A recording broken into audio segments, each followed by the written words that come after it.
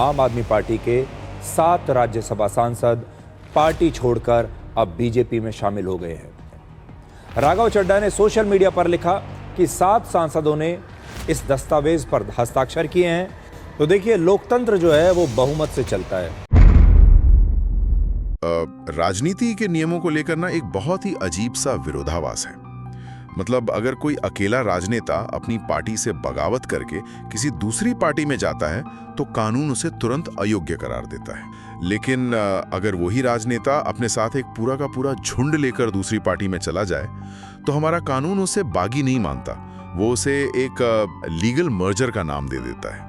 ये तो वही बात हो गई कि आम बोलचाल में कहें तो अगर आप एक साइकिल चुराते हैं तो आप अपराधी हैं, लेकिन अगर आप पूरा का पूरा शोरूम ही अपने साथ ले जाएं तो आप पूरी तरह से सुरक्षित हैं, है ना? एकदम सही कहा आपने। और आज की हमारी इस गहन चर्चा में हम भारत की राजनीति के अब तक के सबसे सटीक और जिसे कहते हैं ना एकदम मैथमेटिकल तख्ता पलट के इर्द-गिर्द बात करने वाले हैं। आम आदमी पार्टी के 10 में से 7 राज्यसभा सांसदों का अचानक बीजेपी में शामिल हो जाना। बिल्कुल।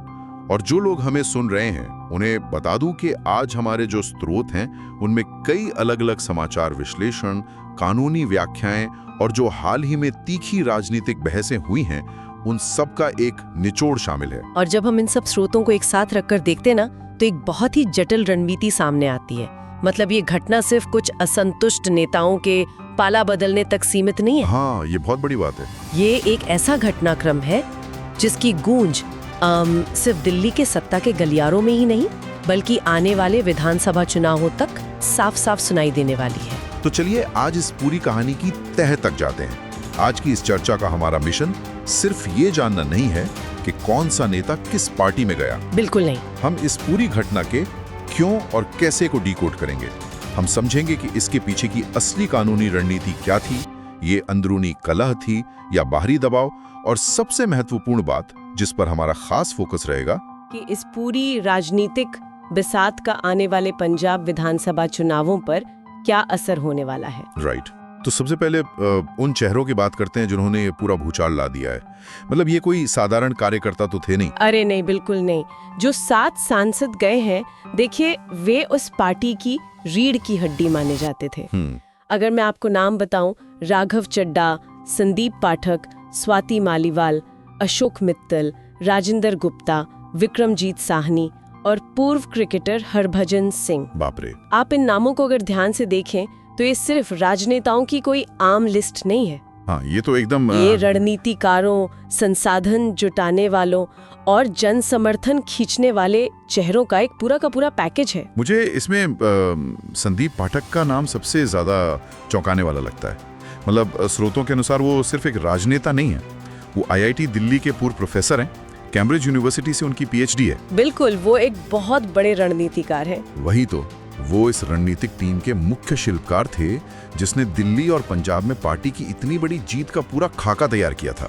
तो मेरी उलझन यह है कि अगर ये सब इतना अचानक हुआ तो पार्टी के खुफिया तंत्र को इसकी भनक तक कैसे नहीं लगी। यही तो इस पूरे घटनाक्रम का सबसे दिलचस्प पहलू है।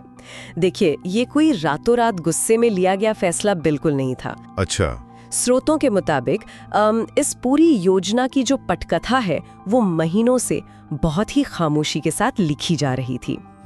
महीनों से? हाँ, बीजेपी की तरफ से पीयूष गोयल और तरुण चुग जैसे दिग्गज रणनीतिकार इस पूरे ऑपरेशन को संभाल रहे थे। ओके।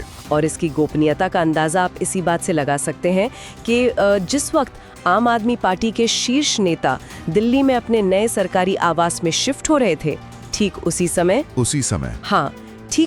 समय उनके ये 7 सबसे अहम सांसद एक प्रेस कॉन्फ्रेंस करके बगावत का ऐलान कर रहे थे। ये तो बिल्कुल वैसा ही हो गया जैसे किसी बेहद सफल स्टार्टअप के जो टॉप को-फाउंडर्स होते हैं, जो कंपनी की हर छोटी बड़ी रणनीति बनाते हैं। राइट। वो अचानक से एक ही दिन में सबसे बड़ी राइवल कंपनी में जाकर शामिल हो जाएं। बिल्कुल सटीक एनालॉजी दी आपने। और बात सिर्फ इतनी नहीं है कि वो कंपनी छोड़कर गए, बल्कि वो अपने साथ उस कंपनी की सफलता का मूल कोड यानी जो पूरी स्ट्रैटेजी थी वो भी ले गए। बिल्कुल। लेकिन एक मिनट रुकिए, चलिए जरा कानून और गणित की बात करते हैं। मेरी समझ से अगर कोई अपनी पार्टी छोड़ता है तो दल बदल विरोधी कानून के तहत उसकी राज्यसभा की सदस्यता तो खत्म हो जानी चाहिए। हाँ, नियम तो यही कहता है। तो इतने बड़े स्तर पर बिना अपनी कुर्सी गवाए ये सब मुमकिन कैसे हुआ? देखिए, राजनीति में सिर्फ इच्छा शक्ति होना काफी नहीं होता। आपके पास नंबर गेम यानी संख्या बल और कानून का समर्थन होना भी जरूरी है। यहीं पर संविधान की 10वीं अनुसूची, जिसे हम आमतौर पर दल बदल विरोधी कानून या एंटी डिफेक्शन लॉ कहते हैं, उसकी भूमिका आती है। ओके। अगर हम थोड़ा इतिहास में जाएं तो 1967 में हरियाणा के एक विधायक थे गया लाल। ओहो, हाँ। उन्होंने एक पखवाड़े के भीतर 3 बार अपनी पार्टी बदली थी। यहीं से वो आया राम गया राम वाला मुहावरा मशहूर हुआ था। हाँ, मैंने सुना है इसके बारे में। इसी तरह की खरीद फरोख्त को रोकने के लिए ही तो यह कानून लाया गया था, है ना? बिल्कुल सही। तो 1985 में 52वें संविधान संशोधन के जरिए ये कानून लाया गया। अब शुरुआत में नियम यह था कि अगर किसी पार्टी के 1/3 यानी 1/3 सांसद या विधायक टूटकर अलग होते हैं, 1/3, हाँ, तो उनकी सदस्यता बच जाएगी। उसे दल बदल नहीं माना जाएगा। ओके, तो मतलब थोड़े बहुत लोग जा सकते थे। हाँ, लेकिन समय के साथ नेताओं ने इसमें भी एक लूप होल ढूंढ लिया। 1/3 का आंकड़ा जुटाना बहुत मुश्किल नहीं था, जिससे थोक में दल बदल होने लगा। अच्छा, तो फिर इसे बदला गया। हाँ, इसलिए 2003 में 91वें संशोधन के जरिए इस कानून को और सख्त कर दिया गया। अब नया नियम ये है कि कम से कम 2/3 यानी 2/3 सदस्यों का एक साथ पार्टी छोड़ना और दूसरी पार्टी में विलय करना अनिवार्य है। 2/3, ओके। तभी उनकी कुर्सी सुरक्षित रहेगी। तो रुको जरा गणित लगाते हैं। आम आदमी पार्टी के पास राज्यसभा में कुल 10 सांसद थे।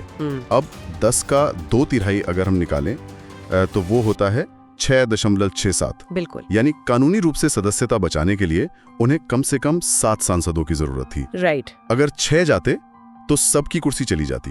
तो क्या उन्होंने जानबूझकर ठीक 7 का आंकड़ा छुआ? ये कोई संयोग नहीं था, ये एक बहुत ही सधी हुई कानूनी रणनीति थी। ठीक 7 सांसद ही गए, ना एक कम ना एक ज्यादा। बाप रे। इस सटीक गणित की वजह से इसे कानूनी भाषा में दल बदल नहीं माना गया, बल्कि इसे विलय या मर्जर करार दिया गया। अच्छा। और इसी एक तकनीकी पेंच की वजह से इन 7 की राज्यसभा की सदस्यता पूरी तरह से सुरक्षित रही। यहाँ बात सच में दिलचस्प हो जाती है, लेकिन ये बात तो गले से नीचे नहीं उतरती। मतलब क्या इसका सीधा सा मतलब ये नहीं है कि अगर कोई अकेला नेता नियम तोड़ता है तो वो अपराधी है? लेकिन अगर एक पूरा झुंड मिलकर वही नियम तोड़ दे तो कानून उसे वैध मान लेता है। क्या इस कानून ने दल बदल को रोकने के बजाय होलसेल दल बदल को बढ़ावा नहीं दे दिया है? आप बिल्कुल सही कह रहे हैं, और कई बड़े संविधान विशेषज्ञ ठीक यही आलोचना करते हैं। उनका मानना है कि रिटेल दल बदल गैर कानूनी है, लेकिन होलसेल दल बदल को कानून का कवच मिला हुआ है। कमाल है। हाल के वर्षों में हमने कई राज्यों में, चाहे वो महाराष्ट्र हो या मध्य प्रदेश, इसी कानूनी खामी का भरपूर इस्तेमाल होते देखा है, और अब ये राज्यसभा के स्तर पर भी साबित हो गया है। ठीक है, तो गणित से ये तो समझ आ गया कि ये सब कैसे हुआ, लेकिन गणित इंसानी व्यवहार को तो नहीं समझा सकता ना? बिल्कुल नहीं। वो कौन सा बिंदु था जहां बात इतनी बिगड़ गई कि पार्टी खड़ी करने वाली पार्टी छोड़कर चले गए? मतलब उन्होंने ऐसा क्यों किया? इस क्यों का जवाब थोड़ा जटिल है।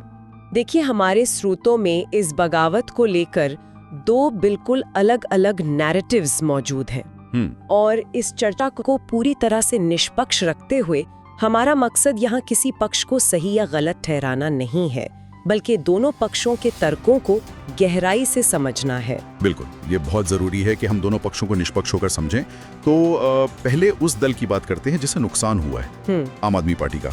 इस पूरे घटनाक्रम पर क्या तर्क है?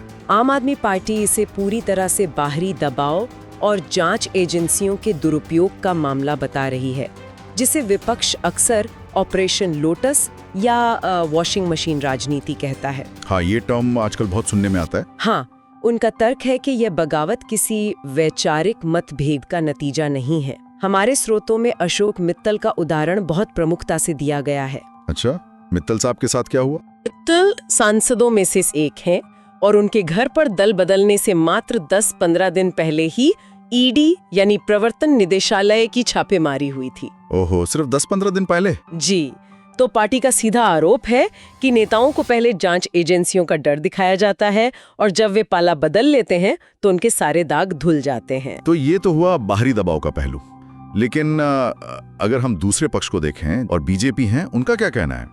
मतलब क्या एक इतने मजबूत किले में सेंध लगाना सिर्फ बाहरी दबाव से मुमकिन है? यही तो दूसरा पहलू है जिस पर हमें ध्यान देना होगा। अक्सर राजनीति में सच्चाई पूरी तरह से सफेद या काली नहीं होती, वो कहीं बीच के ग्रे एरिया में होती है। सही कहा। बाहरी दबाव तभी काम करता है जब अंदरूनी दरारें पहले से मौजूद हों। बागी सांसदों का तर्क है कि पार्टी के भीतर एक गहरी घुटन का माहौल था। घुटन का पावर एक ही जगह सेंट्रलाइज हो गया। बिल्कुल। राजनीति विज्ञान में से अक्सर संस्थापक सिंड्रोम या फाउंडर्स सिंड्रोम कहा जाता है, जहां पार्टी बनाने वाला नेता समय के साथ सारी सत्ता अपने हाथों में केंद्रित कर लेता है। हाँ, और शायद यही वजह है कि राघव चड्ढा जैसे नेता ने वो बहुत चर्चित बयान दिया कि मैं सही आदमी हूँ पर गलत पार्टी में फंस गया हूँ। बिल्कुल, वो बयान बहुत कुछ कहता है। मैंने स्रोतों में पढ़ा है कि चड्ढा को अचानक राज्यसभा के उपनेता के पद से हटाकर उसी अशोक मित्तल को बैठा दिया गया था। हाँ, जो उनके लिए एक बहुत बड़ा अपमान था। और स्वाति मालीवाल का पार्टी नेतृत्व के साथ जो लंबा विवाद चला, विशेषकर उस मुख्यमंत्री आवास वाली घटना के बाद, वो भी तो इसी अंदरूनी कलह का ही हिस्सा था ना। बिल्कुल सही। बागी नेताओं का साफ कहना है कि वे अपने सिद्धांतों से नहीं भटके हैं, बल्कि पार्टी अपने मूल सिद्धांतों से भटक गई है। तो ये एक क्लासिक टकराव है। एक तरफ बाहरी जांच एजेंसियों के आक्रामक दांव पेच हैं और दूसरी तरफ एक पार्टी का अपनी ही सत्ता केंद्रीकरण के बोझ तले दब जाना है। इन दोनों नैरेटिव्स को सुनकर मुझे ऐसा लगता है कि ये सिर्फ सत्ता की लालसा नहीं है, ये कहीं ना कहीं अस्तित्व बचाने और अपनी राजनीतिक प्रासंगिकता बनाए रखने की एक बहुत बड़ी लड़ाई है। बिल्कुल। और जब बात अस्तित्व की आती है ना, तो इस पूरी राजनीतिक शतरंज का रुख उस राज्य की तरफ मुड़ जाता है जहां इसका सबसे बड़ा और सीधा असर होने वाला है, पंजाब। अगर सीधे जनता के आंदोलनों से निकली पार्टियां भी सत्ता में आने के बाद उसी सांचे में ढल जाती हैं, उसी व्यवस्था का हिस्सा बन जाती है, हाँ, तो क्या भविष्य में जनता कभी किसी नए राजनीतिक बदलाव के वादे पर पूरी तरह से भरोसा कर पाएगी? बहुत गहरा सवाल है ये। इसी सवाल के साथ हम आज की एक गहरी चर्चा यहीं समाप्त करते हैं। हमारे साथ इस विश्लेषण में जुड़ने के लिए आपका धन्यवाद।